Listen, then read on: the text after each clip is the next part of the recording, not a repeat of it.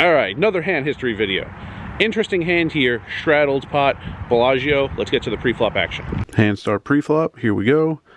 This was a straddled pot, so it's 1-3, but it was straddled to 6. I raised to 20 in early position with pocket 9s. Everyone behind me folded, the small blind called, and the straddler also called. So three-handed, going to the flop, I'm in position. All right, not much to it, standard, good hand pre-flop, raised for value, went 3 ways, onto the flop. All right, flop action. On the flop, about $60 in the pot, 7-6-2, rainbow, the R stands for rainbow, so all the cards were different suits, there's no flush draw. First player checked, the straddler checked, I bet 40 into 60. The first player check called, the straddler check folded. So heads up, in position, going to the turn against the small blind. So that sizing was pretty big. Got heads up, okay, the guy who called. See, that's the thing. I'm not in love with the sizing. Yeah, it was a straddled pot, it was playing a little bigger than normal, and we were multi-way, but what hands are really calling? The guy who called, don't see a lot of like 7X in his range. I don't see him calling with just like King 7 suited or offsuit. So like, what hands does he have? I beat 8s.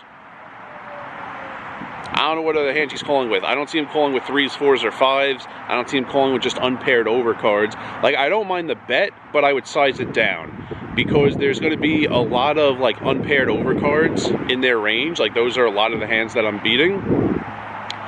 So it's not that I want those hands to fold, I'm ahead of those hands, but what's the minimum I could bet such that I price out a hand like King Queen to draw to the turn looking to hit a pair? I don't need to bet 2/3 of the pot. Half the pot is more than I need to bet in order to price those hands out for their direct odds to turn a king or a queen. So in this scenario, yeah, I'm not getting called a lot by worse, but the point of the bet to me is to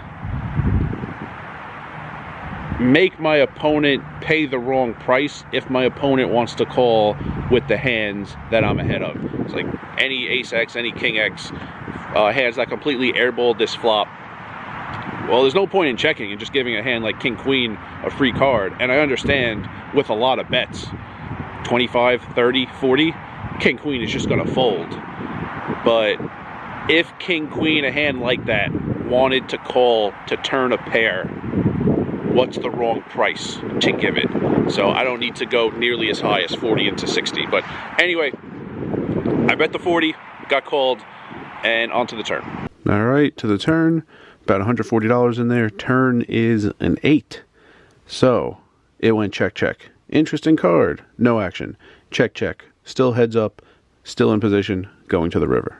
Turn is such an interesting card because like the one hand I was beating was 8s, and now I don't beat him anymore. Yeah, I picked up a straight draw, but like, what's the point of betting? I never thought the guy had a hand like 7X. You know, he wasn't just like calling every bet with every ace. I don't even see him having like Ace 7. I don't see him having like 3s. I don't see him having, you know, Ace 10 offsuit. Like what hands do I beat? Once he calls me on the flop, really only beat like 8s, and now I don't. So when he checks, I'm happy to check behind. And if I were out of position and I checked first and he bet, I wouldn't be confident I'm ahead at all, but I would call if given the right price to draw it to the straight, because I do have the open ender now. All right, what happened on the river? There's still the $140 in there. River is a 5, so I river my 9 high straight. What was the action? He checked, I bet $60. He thought for a little bit. He called, I showed down first at showdown, showed the 9 high straight, and he mucked his cards. Good thing I was in position, so I got my dream card. River to straight. Kind of thought I could be ahead on the flop, but actually didn't love it. Didn't think I was ahead on the turn. Now I'm ahead on the river, and he checks. So what's the most I can bet to, I was really trying to target like 8s. 8s doesn't love it. There's 4 to a straight, and he missed his chance to bet on the turn. But if he has a hand like 8s, he's just gonna have like too strong of a hand in absolute terms, even though with 4 on the straight on board, he has a pretty weak hand in relative terms. What's the most I can bet such that he calls, even though he's gonna hate it? And 60 seemed like a very good number before I bet, and seemed like a great number after with how much he thought.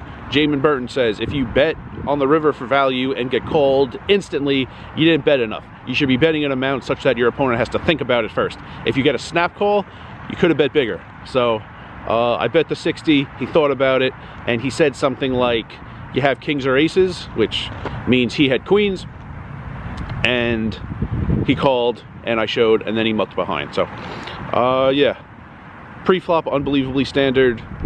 River, pretty good with the sizing. Turn, check, check, even though I had the overpair and the open-ender, didn't see any reason to bet. Turn had something to it, and the flop, gotta bet. I have 9s on a 7-6-2. I'm not getting much better flops with 9s three-way, but I think I could have sized down a little. So there you go, third hand history, and pretty soon you'll see me in a different city on a road trip back to Vegas. And remember, rice is a spoon food.